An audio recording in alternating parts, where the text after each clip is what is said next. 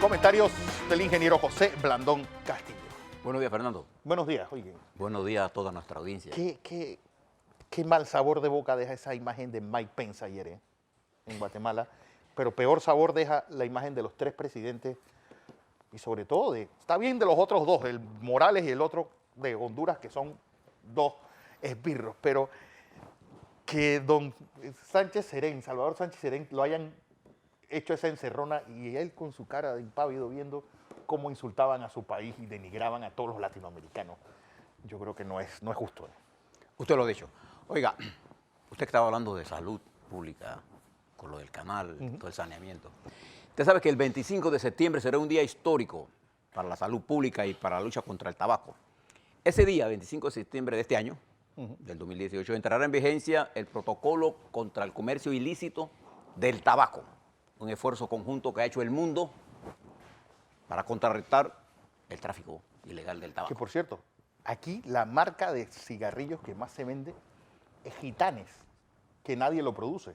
Todo es contrabando. Es ilegal. Bueno, hay un protocolo del cual Panamá es signatario. Nosotros somos, nuestro país marcha a la vanguardia en la lucha contra el tabaquismo. Mi reconocimiento a todos los que de una u otra forma han hecho que eso sea una realidad. Una realidad. Oiga, lo que usted narra de que está pasando en Centroamérica, usted sabe que este presidente de los Estados Unidos, Pence, es un hombre ultraconservador. Y ultra atorrante. Sí, es una especie de redneck.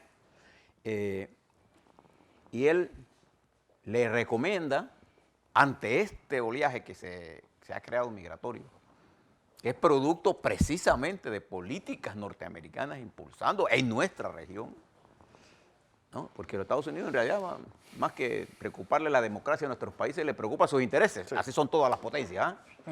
Y así deben ser todos los países. Y así debiéramos ser nosotros también. En ese sentido, lo que les dijo a ellos fue un irrespeto. Fue un irrespeto. Fue un irrespeto. Y es una falta de entendimiento de ellos de lo que es el problema migratorio. Pero bueno, es una lucha que continuaremos. Quizás lo más importante hoy, las cosas más importantes en el plano internacional, están centradas en varias áreas. Una en México, porque este domingo 1 de julio serán las elecciones no más competitivas, porque la diferencia entre el primero y el segundo es de 20 y pico puntos. Lo que sí podría ser, si pasa lo contrario, es que habría que estudiar bien cómo fue que lo hicieron. Bueno, a los que quieran saber un poco de historia de México, yo les recomiendo, porque como nunca antes, es el libro de Andy Oppenheimer, ese de La frontera del caos. Pues el caos llegó a México ya, hace mucho tiempo. México es un país de democracia fallida. Sí. El Estado mexicano no está controlando el Estado. O sea, hay dos estados en México, dos gobiernos. El gobierno el crimen organizado y el gobierno, que es el que administra lo que el crimen organizado quiere. Sí, también. Bueno, López Obrador se perfila, nosotros vamos a darle, será como a las 11 de la noche del domingo que podremos tener las primeras informaciones. Ellos dicen que ya el 82% de los votos los tienen contados el mismo domingo. Sí, pero será como a las 11 de la noche que el tribunal hará oficialmente el primer anuncio de la tendencia irreversible, pero ya habrá por allí encuestas boca de urna diciendo lo que sea. Usted espere el resultado de la noche.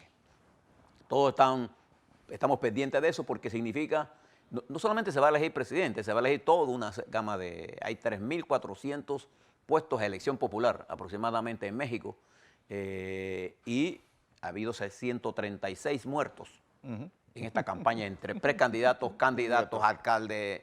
Esta es una de las campañas más sangrientas y en este momento, a pesar de que desde ayer hay una veda electoral propagandística, no se permiten encuestas, las redes sociales están haciendo de las suyas, metiendo toda clase de fake news, de mentira, de información falsa contra López Obrador contra los demás. Entonces, esto es lo que nosotros tenemos que aprender. Por eso la importancia del pacto ético que el Tribunal Electoral de Panamá firmó ayer, en la que tuvo nuestra compañera Lupe y José Luis, dándole la cobertura, para tener un pacto ético en las redes sociales. Es un poco difícil porque quienes usan los bots y los robots estos que están utilizando no tienen ninguna ética. porque en realidad si usted quiere tener, usted puede tener una diferencia conmigo, pero téngala en público, tenga la valentía pues de decir. De firmar con su porque nombre. tener una posición, ese es su derecho. Bien, ya le informaremos sobre lo que pasa en México. Mientras tanto, la Unión Europea en su reunión ha quedado atrapada en el problema migratorio. Y el más radical de todos es Italia. Y fíjese qué cosa más dramática, con este gobierno nacionalista que tiene Italia, fue Italia precisamente la base de operaciones para liquidar a Libia. Exacto. Y la destrucción de Libia fue la que eliminó el muro de contención de la migración que ahora se va hacia Europa, vía el Mediterráneo. Y fue precisamente Italia. Lo que pasa es que los países quieren mirar el problema de migración, pero se olvidan de que ellos crearon este problema. ¿Con qué cosa? Con la destrucción de Libia, con la destrucción de Irak, con la destrucción de Siria, con la destrucción de Sudán, de lo que está pasando en toda la región donde ellos inventaron estas guerras. Entonces, ¿qué ha provocado esto? Que no le queda más remedio a los sirios que salir huyendo, morir en el camino o morir atrapado en una guerra sin sentido, en donde el Estado Islámico mata por matar. ¿Quién impulsó todo eso? ¿Quién arma esos grupos? Entonces ellos han quedado atrapados en su propia error. Ya se lo había advertido Gaddafi. Me van a extrañar cuando me asesinen. Y ya está. Libia no es nada ahora mismo. Libia es un territorio salvaje, para decirlo, ¿cómo que dice usted? El viejo oeste, ¿Sí? un territorio comanche. Así mismo es. Mientras en los Estados Unidos se siguen dando incidentes trágicos de asesinatos, lo que pasó en el periódico de Annapolis, en el estado de Maryland, al lado de Washington. Al lado del DF de México. Al lado. En donde una persona que ahora la policía dice que estaba dirigido el ataque hacia alguien en específico en un periódico, la Gaceta Capital, de ese país. Un periódico no tan grande, un periódico más que nada local. Algo está pasando. No se sabe todavía, hay 5 muertos. Lamentable que a un medio de comunicación le ocurre una cosa como esta. Este es el atentado más grave a un medio de comunicación en la historia de los Estados Unidos, según lo que yo recuerdo. Estados Unidos, sí. Mientras, el presidente Trump dice tener ya una fecha para su conferencia y su cumbre en Helsinki con el presidente Trump. Putin. Bueno, Putin, de Rusia, en donde se pretende discutir todos los temas. Ya está casi arreglado. Hay gente en Europa que no está muy de acuerdo con lo que está ocurriendo. Me llama la atención que es el momento en que Trump se está enfrentando a los líderes europeos, que a su vez tienen posiciones con respecto a Rusia por el caso de Crimea. ¿Usted recuerda el caso de la anexión de Rusia a Crimea en una parte de Ucrania? Bueno, el presidente Trump, en una movida interesante y que es vista bien por algunos otros sectores, en lo personal pienso que es una movida adecuada en la lucha por la paz. En medio de todo esto, mientras nosotros estamos viendo el mundial, el petróleo está al alza, en un alza impresionante en los últimos días. Está el petróleo en el área de nosotros por encima de 70 dólares, está en 72 dólares.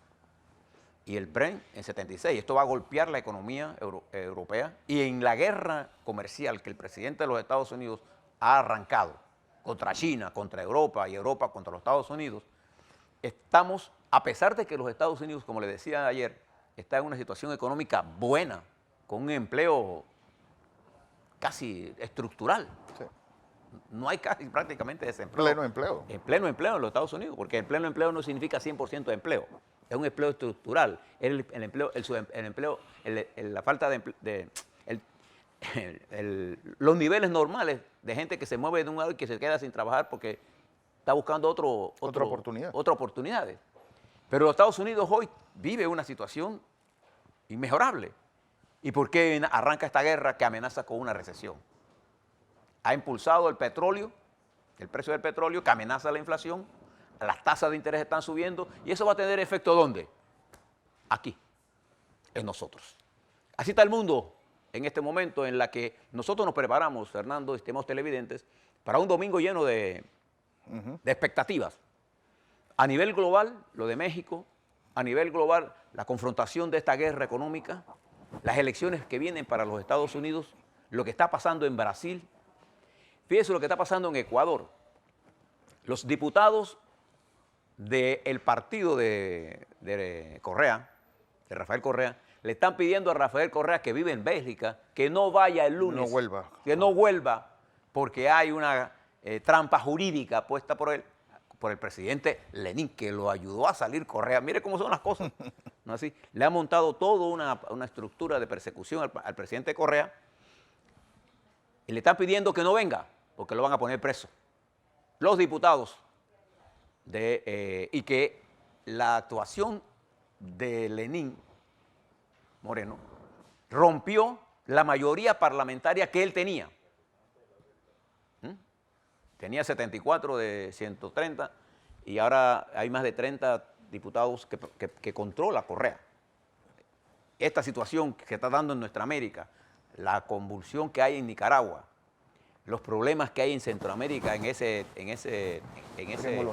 Triángulo Norte, los conflictos que genera la falta de un acuerdo financiero en Costa Rica y las grandes discrepancias que hay para manejar la Colombia, nos deben hacer pensar qué vamos a hacer. Y el domingo en Panamá tendremos una fecha importante, no por la importancia de quién va a ser el presidente de la Asamblea o la presidenta, ¿no? Porque todo apunta a que Yanivel Ábrego se va a reelegir, sino las consecuencias de la guerra política. A la vuelta, le hablo de lo que está pasando.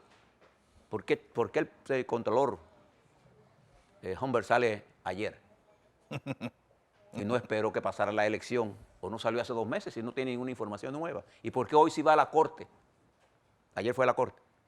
¿Y qué está pasando sobre eso?